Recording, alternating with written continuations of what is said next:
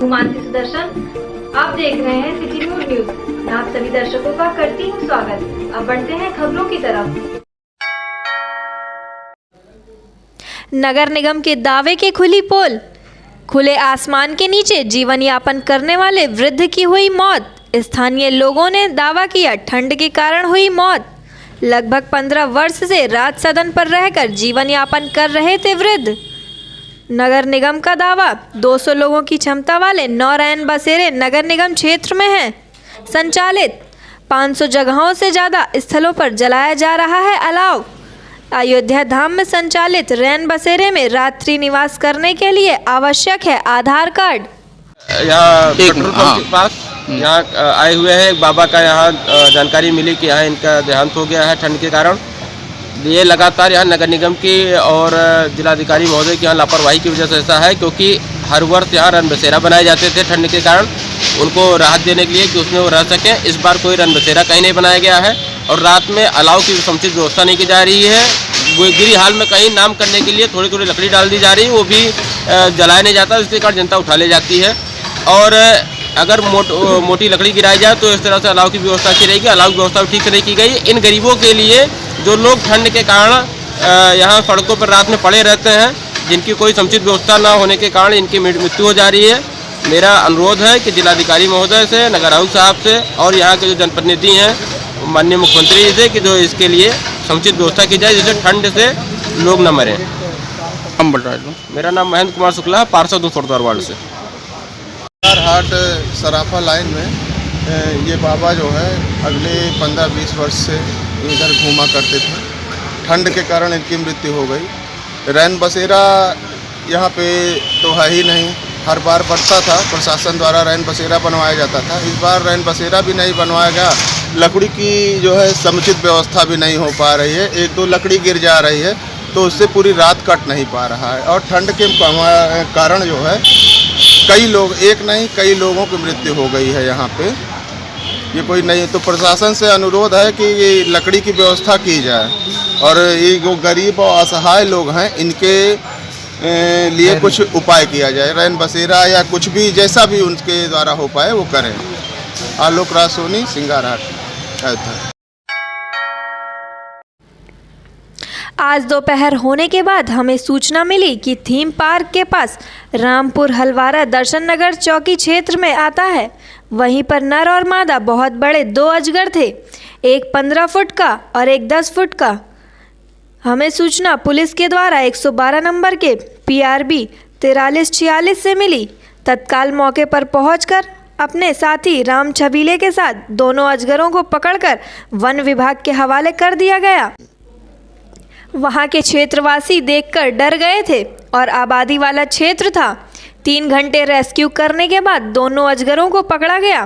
सभा रामपुर हलवारा माझा में 2 बड़े अजगर दिखाई दिए, जिसको हम सब पूरी टीम के साथ वन विभाग के कर्मचारी और गांव के लोग, हमारे रितेश भाई और पुलिस विभाग के भी लोग आए थे। सभी के द्वारा बड़ी मशक्कत के बाद इस दोनों अजगर को पकड़ा गया आज यहाँ पे। इससे यहाँ की जनता बहुत संतुष्ट है।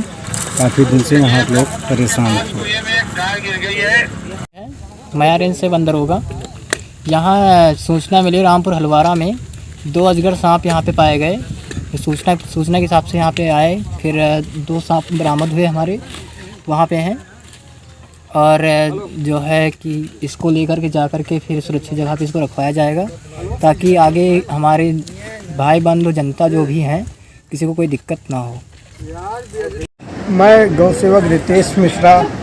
आज सुबह हमें एक सूचना मिला था थीम पार्क के पास, जो कि दर्शन नगर चौकी, थाना कोतवाली, अयोध्या चौकी दर्शन नगर क्षेत्र में थीम पार्क आता है। वहाँ पर गन्ने के खेत में एक बांस का कनेई का पेड़ था लंबा, उसी में 2 अजगर थे और अजगर काफ़ी भारी थे।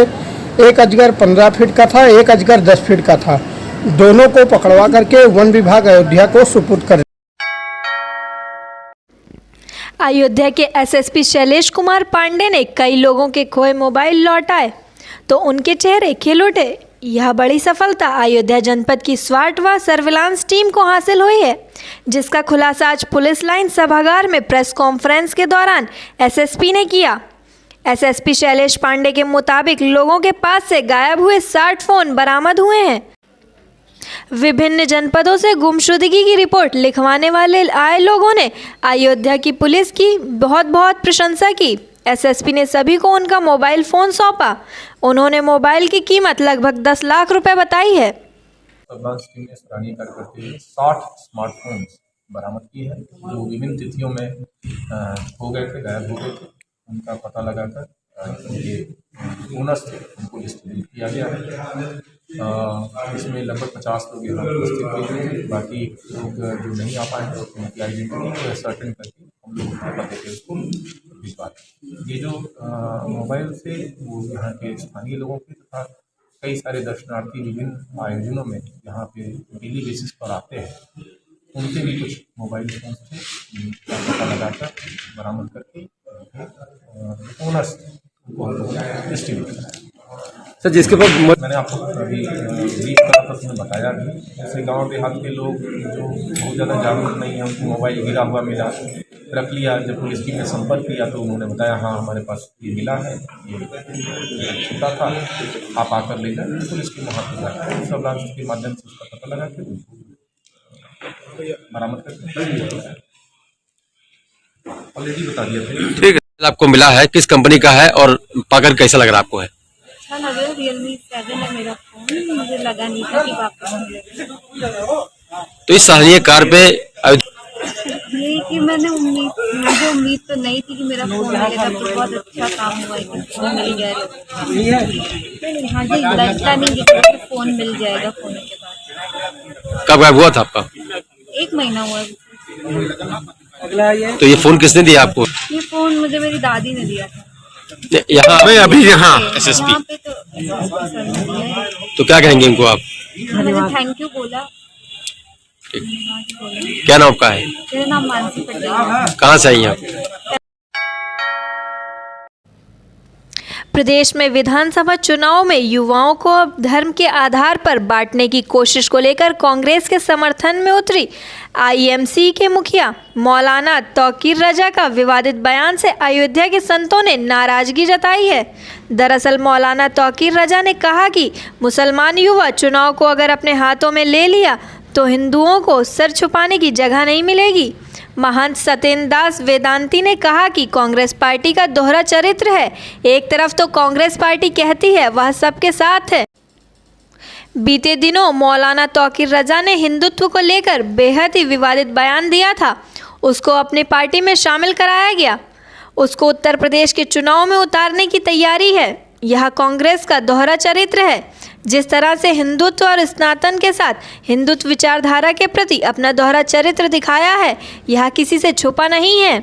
कांग्रेस हिंदू विचारधारा से सदैव विमुख रही है। जो हिंदुत्व विचारधारा के साथ खिलवाड़ करे, जो हिंदुत्व को अपमानित करे, कांग्रेस सदैव उसको अपनी शरण में लेने का काम करती आई है। यह परंपरागत कांग्रेस का कार्य है। कांग्रेस का यह चरित्र किसी से छुपा नहीं है। वहीं तपस्वी छावनी के संत जगत गुरु परमहंस दास ने कहा, इस विवादित बयान पर दुख व्यक्त करते हुए मौलाना तौकीर रजा पर आरोप लगाया है कि अभी कुछ दिनों पहले हिंदुओं को लेकर भड़काऊ भाषण दिया था। मौलाना हिंदू मुसलमान को आपस में लड़ाना चाहते थे। अब कांग्रेस पार्टी का समर्थन उनको मिला है। इससे लगता है कि कांग्रेस पार्टी पूर्ण रूप से आतंकवादी संगठन बन चुकी है। कांग्रेस देश विरोधियों को जोड़ रही है, जो दुखद है। कांग्रेस पर हमलावर होते हुए संत परमहंस दास ने कहा कि यूं ही कांग्रेस का सुपड़ा प्रदेश से साफ हो चुका है और इसी तरह रहा तो कांग्रेस को बहुत ही महंगा पड़ेगा।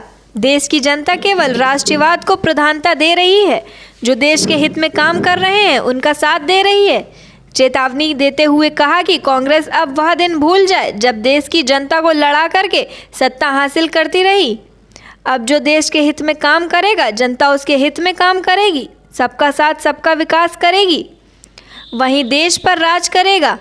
मौलाना तौकीर रजा के कांग्रेस समर्थन पर कहा कि यह दुखद है और कांग्रेस पार्टी के विनाश का कारण होगा। मुझे बड़ी हंसी भी आ रही है कि किस तरह से जो दोहरा चरित्र कांग्रेस पार्टी दिखा रही है। ऐसे एक तरफ तो बताती है कि हम हिमायती हैं और दूसरी तरफ दिखाया जा रहा है कि अभी कुछ दिन ही पहले, अभी बहुत दिन भी नहीं हुआ होगा, और कुछ दिन पहले रजा साहब ने इतना हिंदुत्व के प्रति और हिंदू विचारधारा और सनातन के प्रति इतना विवादित बयान दिया था, और आज इसको उसने अपनी सदस्यता शामिल कर ली और उसको उत्तर प्रदेश में सरकार में उत्तर प्रदेश में चुनाव लड़ाने के लिए भी तैयार है, सीट भी देने के लिए तैयार हो चुकी है। तो दोहरा चरित्र कांग्रेस का सामने आ गया है, और जिस तरह से हिंदुत्व के साथ और हिंदुत्व विचारधारा के साथ उसने दोहरा चरित्र दिखाने का काम कर रही है कांग्रेस, ये किसी से छिपा नहीं है, कोई आज का काम नहीं है। कांग्रेस सदैव हिंदुत्व विचारधारा से सदैव विमुख रही है, और हिंदुत्व जो भी हिंदुत्व के साथ खिलवाड़ करे, हिंदुओं के साथ दुराभाव करे, अत्याचार करे, उसको कांग्रेस सदैव अपने शरण में लेने का काम किया है। कोई आज का नया काम नहीं है, पूर्व से ही चला आया, परंपरागत रहा है, और कांग्रेस का जो चरित्र है सामने है, किसी से छिपा नहीं है। बेहद दुखद है कि मौलाना तौकीर रजा, जो अभी कुछ ही दिन पहले भड़काऊ भाषण दे रहे थे, आपस में हिंदू मुसलमान को लड़ाना चाहते थे, और उनको जिस तरह से कांग्रेस पार्टी में वो सम्मिलित हुए हैं, तो इससे लगता है कि कांग्रेस पार्टी जो है पूर्ण रूप से वो है एक आतंकवादी संगठन बन चुकी है, देश विरोधियों को ही जो है वो जोड़ रही है। ये दुखद है, ये कांग्रेस के लिए भी महंगा पड़ेगा। ऐसे ही कांग्रेस का सुपड़ा साफ होता जा रहा है, और जो बचा खुचा है वो भी खत्म हो जाएगा, क्योंकि आज देश की जनता सिर्फ राष्ट्रवाद को जो है ध्यान दे रही है, और जो देश हित में काम कर रहे हैं जनता सिर्फ उन्हीं का चयन करना चाहती है। इसलिए कांग्रेस पार्टी ये भूल जाए कि जिस तरह से वो पहले लोगों को आपस में लड़ा करके और सत्ता हासिल कर लेती रही है, अब देश की जनता जग चुकी है। अब जो देश हित में काम करेगा, जनता के हित में काम करेगा, जो सबका साथ, सबका विकास, सबके विश्वास का काम करेगा, वही अब देश पर राज करेगा। यह दुखद है, और ये कांग्रेस पार्टी के विनाश का कारण होगा। आज के लिए बस इतना ही। कल फिर मिलेंगे इसी समय इसी चैनल पर। अब हमें दीजिए इजाजत। नमस्कार।